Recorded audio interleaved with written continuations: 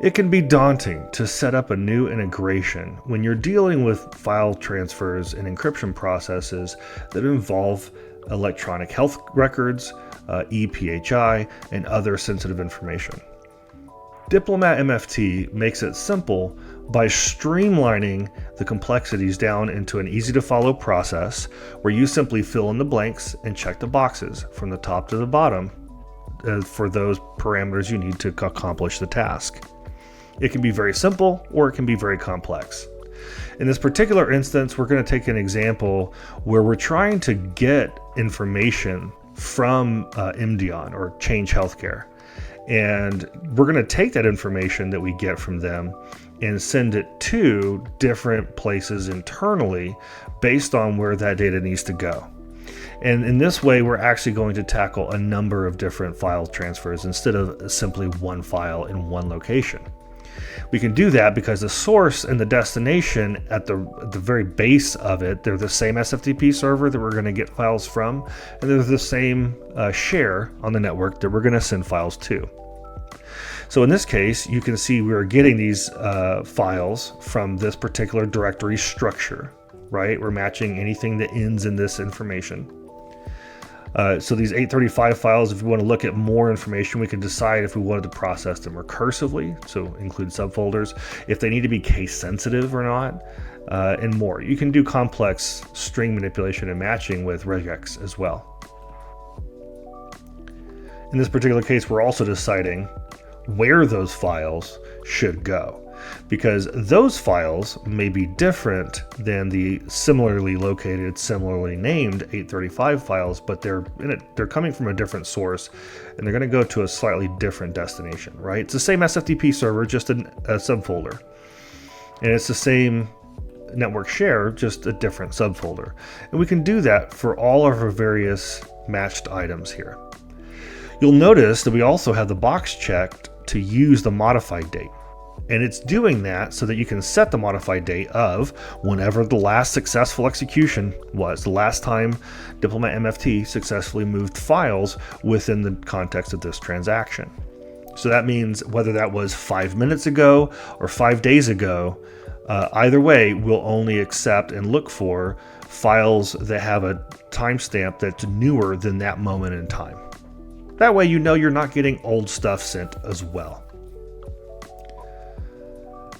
We also have the ability to clean up after ourselves and delete those files from the SFTP folder if they have been fully downloaded successfully and sent to the end destination. We can also choose whether we desire to fail if the files are not found. And that is a process question at that point. It's not a question of technological failure, that'll fail anyway, but if we can connect to the source, but there's nothing to transfer, in some cases that may be a major problem, in other cases not so much. In this case, if there are files, we download them. If they're not, we move on. We'll try it again soon. So we have to say, okay, fine, where are those files going to be coming from? That is where you go ahead and define your source partner profile. You can fill one in by hand, or in the Diplomat MFT Enterprise Edition, you can define your partners, which are your various endpoints that we can use. You simply select that partner from the list, and you can then have all the details shown to you, but you'll notice they're grayed out because these are this is simply a reference to a defined endpoint, a partner. So we can see it's going to go to this particular SFTP server. We're going to treat this as the source. All those different pathings are going to come under the outbound folder, as it turns out. Now, where are the files going to go once we get them? This is where you can define one or more different endpoints that they need to be shipped to. In this case, there's only one destination. There could be many, but in this case, there's only one, and it's going to be a particular UNC path. So in this case, it's going to a file server or NAS device or something along those lines called Epic FS with a share called Epic DLA. There's some specific details underneath that. And that ends up allowing you to, again, reference that one endpoint for your various transactions, right? And if that changes for some reason, by the way, if the Epic FS becomes Epic FS2, you change it in one place and all the processes that leverage that partner are inherently updated immediately. So we know where what files we're looking for, right? We know where the files are coming from, that's the source. We know where the files are going to, that's the destination. Then we can choose file handling. Now, file handling is primarily for either encrypting or decrypting files. If the files that we're trying to process are encrypted, we'll most likely want to decrypt them before sending the decrypted useful version of the file to the end partner. So you can just check that box and select a key, or generally it's already assigned to the partner anyway. If you need to verify a signature, you can do that as well. Notice this is a simple checkbox. There's not really additional stuff to worry about there. So, okay, fine. How often are we going to do this? How do we know when it's time to run? It could be a scheduler. Diplomat has a built-in rich scheduler, including calendaring and so on. In this particular case, you can see that it's set to run every 30 minutes within a daily window from 1:15 a.m. to 11:30 p.m., whatever the server's local time happens to be. That's a very quick and easy way to do it. There are additional ways of executing it if you want to integrate it with other application processes, application servers, let's say different scheduling type capabilities as well. If you have a centralized scheduler, you can invoke these processes to run programmatically rather than Diplomat scheduling it. Keep in mind, if the source is local, you can also use file monitoring, which is to say, if the source is attached storage or a UNC path, you can set Diplomat to simply watch that folder, keep an eye on it. Instead of having a set schedule, it'll just run anytime a new file appears. In this case, we're going to leave it on the schedule. Now we can also define our notifications. Should we need to raise Slack or Teams notifications, those are very simple and easy to do.